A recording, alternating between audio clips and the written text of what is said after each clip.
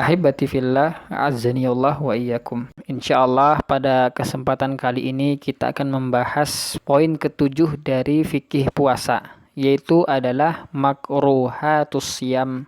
Hal-hal yang dibenci ataupun hal-hal yang tidak disenangi, hal-hal yang dimakruhkan ketika sedang berpuasa. Maka di sini saya sebutkan ada 6 hal yang dimakruhkan ketika sedang berpuasa. Kita mulai dari yang pertama yaitu al-alaku. Hal yang dimakruhkan yang pertama ketika sedang berpuasa yaitu adalah mengunyah permen karet. Mengunyah permen karet yang tidak ada rasanya. Maka ini hal yang dimakruhkan. Ataupun mengunyah hal-hal yang lainnya, mengunyah benda-benda lainnya walaupun tidak ada rasanya, maka ini dimakruhkan.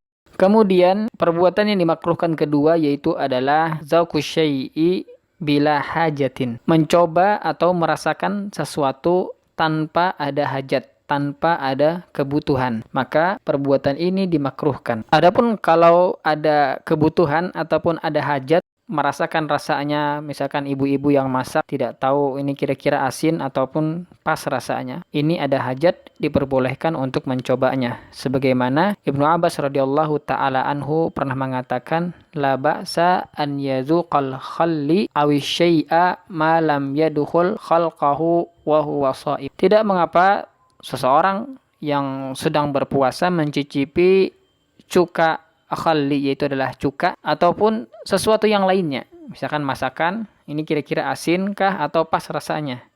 Minuman maniskah atau pas rasanya untuk dihidangkan kepada orang lain. Malam yadkhul khalqahu, selama tidak masuk sampai ke kerongkongan, maka ini dibolehkan.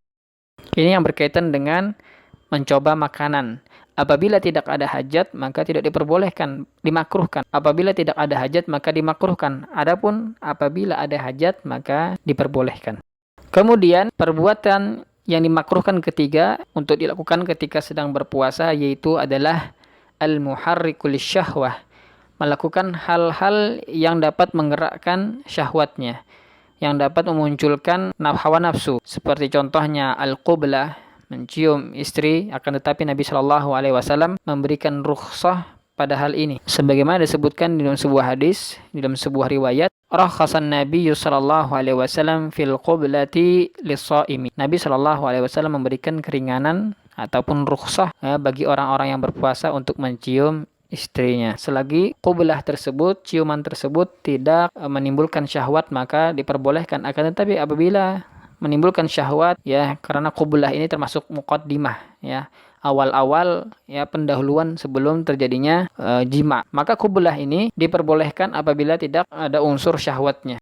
Kemudian al-massu ataupun al-lamsu, yang bisa menggerakkan syahwat ataupun yang bisa mengundang syahwat baik dengan cara dielus ataupun lames, ya, diraba, maka ini juga perbuatan yang dimakruhkan. Wal mu'anaqah, begitu juga apabila pelukan bisa mengundang syahwat, bisa menyebabkan timbulnya syahwat, maka pelukan juga dapat menjadikan perbuatan yang dimakruhkan. Ini adalah al-muharrik lisyahwah, baik secara ciuman, lams ataupun mas, elusan, wal mu'anaqah ataupun pelukan. Maka perbuatan ini dimakruhkan apabila ada unsur syahwatnya di situ. Kemudian yang keempat yaitu adalah ar-riqu lil ibtila, mengumpulkan air liur ataupun dahak untuk ditelan, mengumpulkan di mulut sampai penuh kemudian ditelan. Ini perbuatan yang dimakruhkan. Kemudian yang kelima yaitu adalah al-hijamah, melakukan bekam. Bekam ketika sedang berpuasa ini juga termasuk perbuatan yang dimakruhkan, dan dimakruhkannya apabila bekam ini membuat seseorang menjadi lemah, sebagaimana disebutkan di dalam sebuah riwayat bahwasanya Anas bin Malik radhiyallahu taala anhu ditanya, akuntum takrahunal hijamah lis-shaim, apakah bekam itu dibenci ketika sedang berpuasa?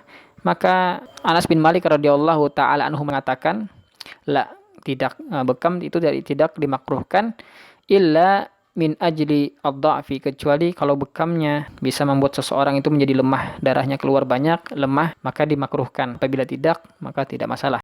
Kemudian yang keenam, hal yang dimakruhkan bagi orang berpuasa yaitu adalah al-mubalaghatu fil madmadati wal istinsyaq, berlebihan ketika sedang berkumur-kumur ataupun memasukkan air ke dalam hidung. Maka ketika berlebihan dimakruhkan Adapun kalau misalkan tidak berlebihan, cuman sekedarnya saja, maka diperbolehkan. Sebagaimana disebutkan di dalam sebuah riwayat, Nabi Shallallahu Alaihi Wasallam itu memerintahkan untuk bersungguh-sungguh ketika berkumur-kumur ataupun masukkan air ke dalam hidung, kecuali ketika engkau sedang berpuasa, kata Nabi Shallallahu Alaihi Wasallam.